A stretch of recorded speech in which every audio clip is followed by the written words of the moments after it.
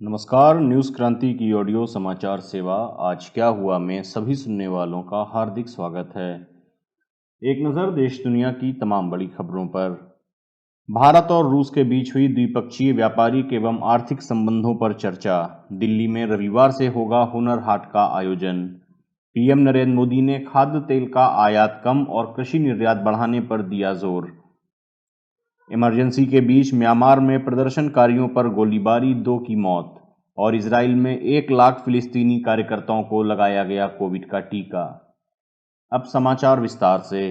कहते हैं old is gold कहलाता है, इसलिए तो कानपुर आज भी दुलारी ज्वेलर्स ग्रुप पर अपना भरोसा जताता है। दुलारी ज्वेलर्स ग्रुप, कानपुर की pure old and trusted jewellery showroom. Visit की Dulari jewellers Kidwai Nagar and Dulari jewellers Lal Bangla. भारतीय विदेश सचिव हर्षवर्धन श्रृंगला के हाल ही में रूस यात्रा के दौरान दोनों देशों के बीच विशेष रणनीतिक साझेदारी के तहत द्विपक्षीय व्यापारिक एवं आर्थिक संबंधों पर चर्चा की गई। रूस में भारतीय दूतावास की ओर से जारी वीडियो बयान में विदेश सचिव ने बताया कि रूसी उप प्रधानमंत्रियों रेपकोव और इगोर तथा विदेश मंत्री सरगेई लावरोव समेत अन्य उच्चाधिकारियों से द्विपक्षीय, क्षेत्रीय और वैश्विक हित के मुद्दों पर चर्चा हुई। इसी सप्ताह 17 और 18 फरवरी को 2 दिवसीय रूस यात्रा पर पहुंचे विदेश सचिव ने कहा कि भारत और रूस उच्च प्रौद्योगिकी पर ध्यान केंद्रित करना चाहते हैं। उन्होंने दोनों देशों के बीच बढ़ते निवेश का जिक्र करते हुए कहा कि भारतीय कंपनियां एलएनजी और कोकिंग कोल जैसे क्षेत्रों में निवेश करना चाहती हैं, जबकि रूसी कंपनियों ने अंतर्देशीय जलमार्ग, रेलवे तथा इस्पात में रुचि दिखाई है। उन्होंने कहा कि दोनों देशों ने चेन्नई व्लादिवोस्तोक गलियारे का परिचालन के संदर्भ उत्सुकता जताई है। उन्होंने कहा कि कोविड-19 वैक्सीन निर्माण के साथ ही अफगानिस्तान के मुद्दों और संयुक्त राष्ट्र में सहयोग के संबंध में भी चर्चा की गई। विदेश सचिव ने कहा कि रूसी राष्ट्रपति व्लादिमीर पुतिन प्रधानमंत्री नरेंद्र मोदी के निमंत्रण पर भारत यात्रा पर आने वाले हैं और जल्द ही इसकी तारीख तय की जाएगी। देश भर के दस्तकारों, शिल्पकारों, कारीगरों के स्वदेशी उत्पादनों के 26वें हुनर हाट का 21 फरवरी को दिल्ली के जवाहरलाल नेहरू स्टेडियम में आयोजन किया जाएगा। रक्षा मंत्री राजनाथ सिंह इसका उद्घाटन करेंगे। हुनर हाट के उद्घाटन कार्यक्रम में पोत परिवहन और जलमार्ग राज्य मंत्री मनसुख मांडविया मुख्य अतिथि रहेंगे और लोकसभा सांसद मीनाक्षी लेखी विशिष्ट अतिथि के रूप में शामिल होंगी। अल्पसंख्यक कार्य मंत्रालय द्वारा स्वदेशी दस्तकारों, शिल्पकारों के 26वें हुनर हाट का आयोजन वोकल फॉर लोकल थीम के साथ 20 फरवरी से 1 मार्च तक किया जा रहा है।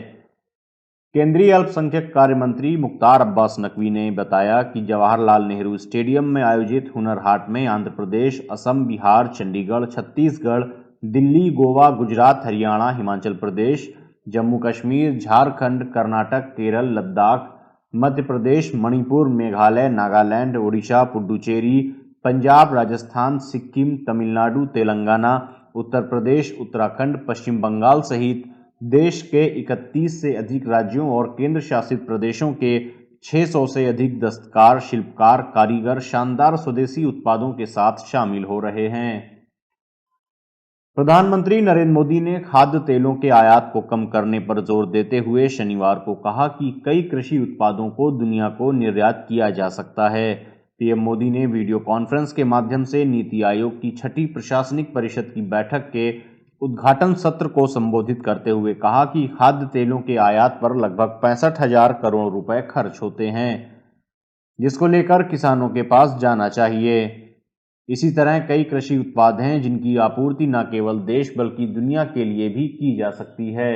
इसके लिए आवश्यक है कि सभी राज्य अपनी कृषि जलवायु क्षेत्रीय योजना रणनीति तैयार करें। उन्होंने कहा कि कृषि से लेकर पशुपालन और मत्स्य पालन तक समग्र दृष्टिकोण अपनाया गया है। परिणाम स्वरूप कोरोना काल में भी देश के कृषि निर्यात में काफी वृद्धि हुई है। पीएम ने कृषि उत्पादों की बर्बादी को कम करने के लिए भंडारण और प्रसंस्करण पर ध्यान केंद्रित करने का आग्रह किया।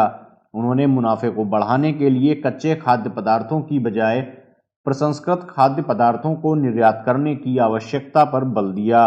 उन्होंने कहा कि सुधार बहुत जरूरी है ताकि किसानों को आवश्यक आर्थिक संसाधन, बेहतर अवसंरचना और आधुनिक तकनीक प्राप्त करने में सुविधा हो।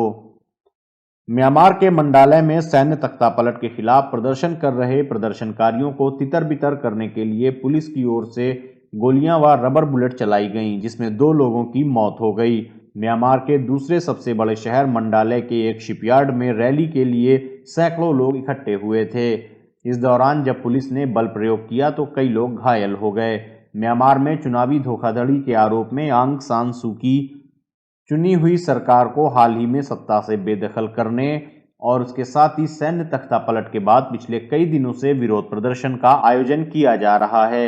म्यांमार में ताजा मौत तख्तापलट के एक दिन बाद हुई, जब सुरक्षा बलों की गोली से एक युवती की मौत हो गई। विरोध प्रदर्शन में मौत की यह पहली पुष्टि हुई थी। इजराइल ने देश में कार्यरत करीब 1 लाख फिलिस्तीनी कार्यकर्ताओं को कोविड-19 टीकाकरण के लिए सहमति जताई है। स्वास्थ्य मंत्रालय की ओर से जारी बयान के मुताबिक फिलिस्तीन और इजराइल के स्वास्थ्य मंत्रालयों के प्रतिनिधियों के बीच हुई बैठक में इस आशय पर सहमति व्यक्त की गई। बैठक में दोनों पक्षों ने कोरोना के नए स्ट्रेन के प्रसार पर रोक लगाने की दिशा में सहयोग करने का निर्णय लिया। इजराइल में कोविड-19 टीकाकरण अभियान जोरों पर है। यहाँ अब तक 40 लाख से अधिक लोगों को वैक्सीन का पहला डोज दिया जा चुका है और 20 लाख से अधिक लोगों का पूर्ण टीकाकरण हो चुका है। कहते हैं ओल्ड इज गोल्ड कहलाता है, इसलिए तो कानपुर आज भी दुलारी ज्वेलर्स ग्रुप पर अपना भरोसा जताता है। दुलारी ज्वेलर्स ग्रुप, कानपुर की pure old and trusted jewellery showroom. Visit की Dulari jewellers Kidwai Nagar and Dulari jewellers Lal Bangla. आज क्या हुआ में ये थी देश दुनिया की तमाम बड़ी खबरें। अन्य खबरों व विस्तृत समाचार के लिए आप newskranti.com पर क्लिक कर सकते हैं। न्यूज क्रांति से आप अलग अलग social media handles Facebook, Twitter, YouTube और इंस्टाग्राम पर भी जुड़ सकते हैं।